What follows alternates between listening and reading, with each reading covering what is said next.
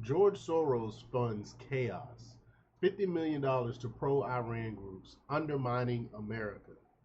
Now, I think it's funny that the Democrats uh, be blasting billionaires, right? And they talk about Ramaswamy, they talk about Elon Musk, but they totally ignore George Soros and his evil dealings and what he does around this country by funding criminals, and funding prosecutors to be soft on crime and wide open borders and uh, groups that really do not like America. That's okay though. They totally ignore that though. It makes absolutely no sense. So we're gonna talk about it. We're gonna talk about George Soros. But before we get started, go ahead and hit that like button, share this out so we can get this information out there. Subscribe if you're not already a subscriber, and hit that alarm bell so you know when I'm putting out new stuff. Also, check out my link tree in the description. Has a link to my Patreon. That's where I talk about things that I can't talk about here. There's also a link to my Instagram and my X account, so follow me there as well. All right, so let's get into this news. Now, um, what is whose publication is this? Oh, Rare Foundation reports that America, a nation built on resilience and freedom, finds itself under threat not just from external enemies, but from the calculated manipulations of figures within its own borders. George Soros, the billionaire often celebrated in left leaning circles as a philanthropist, has funneled tens of millions of dollars into organizations and initiatives that bolster one of the nation's most dangerous adversaries, Iran. This is not philanthropy. It is treachery masquerading as charity, funneling millions to America's sworn enemies. Um, Soros and Iran, a trail of money and influence. According to an explosive investigation by the New York Post, Soros Open Society Foundation, or OSF, transferred $46.7 million to the International Crisis Group, for ICG, a think tank with deep ties to the Iranian regime.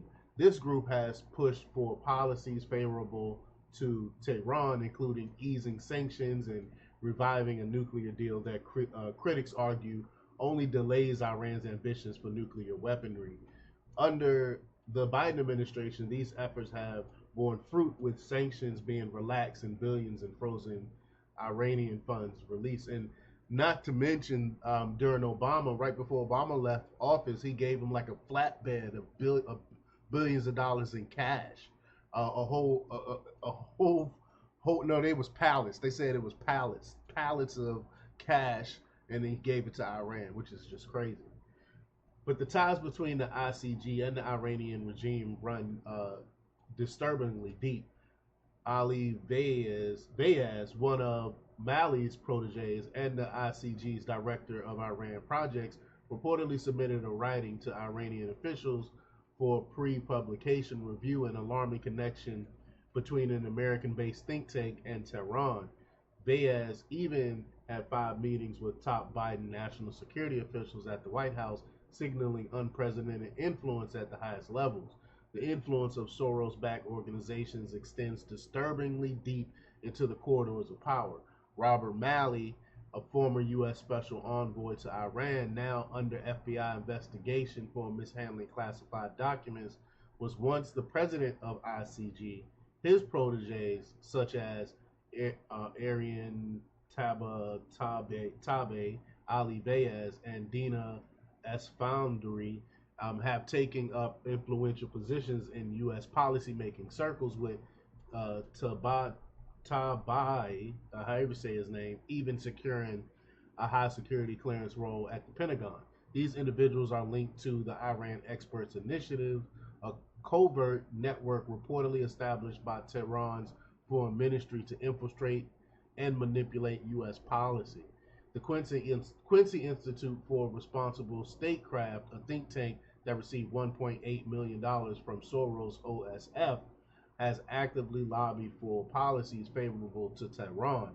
Funded by Trita Parsi, accused of advocating for the Iranian regime, it promotes its agenda under the guise of promoting restraint in U.S. foreign policy.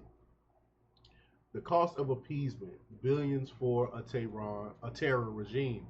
Under these influence, the Biden administration reversed the stringent sanctions imposed by former President Donald Trump, a move that enriched Iran's terror sponsoring regime by $95 billion, according to estimates.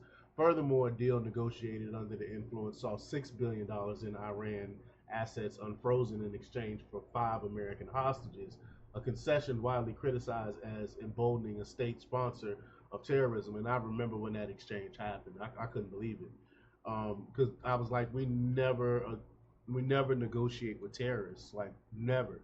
And for the first time in history, we had a president that did so. The Soros' influence extends beyond Iran's specific policies. The Plowshares Fund, another recipient of Soros, is Largassi redistributed funds to organizations like ICG, Quincy Institute, and National Iran American Council, NIAC, further amplifying Iran's sympathetic voices within the U.S. policy sphere. Then we got Soros' web of anti-American activism. George Soros' involvement in destabilizing American interests is not limited to Iran. His OSF, which I talk about all the time, they the reason why we have open borders, has also directed over $15 million to groups in the U.S. that support anti-Semitic, anti-Israel protests, including rallies that glorify Hamas.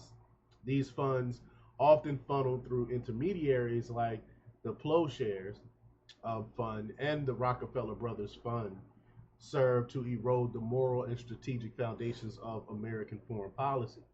Gabriel Naranjo of the Polaris National Security think tank succinctly described the impact of Soros funding, said, quote, "The things they routinely fund are things that weaken America both internationally and externally. A global strategy of chaos." The reach of Soros and his son Alexander, who's now taken over the helm, who now spearheads many of OSF's initiatives, extends far beyond the United States. Together, they have cultivated a network of influence that keeps geopolitical conflicts simmering from Eastern Europe to the Middle East. Despite this, they are vetted by global elites enjoying access to high-ranking officials and institutions. And Soros has even been honored with prestigious awards such as the Austria's Grand Decoration of Honor in gold.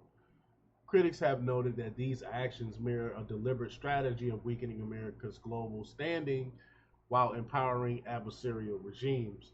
Masih Alinejad, a prominent Iranian dissident, compared groups like NIAC and the Quincy Institute to, quote, Russia today and the Iranian regime, accusing them of serving as mouthpiece for Tehran's propaganda machine.